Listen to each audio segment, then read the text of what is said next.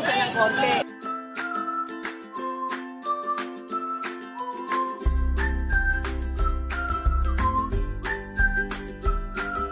Dapat mabilis na.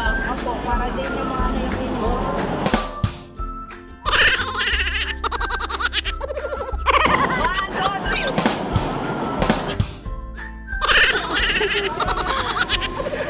Na-excited. Kainit tabi! Wala mo! Kaya lang yung komportable.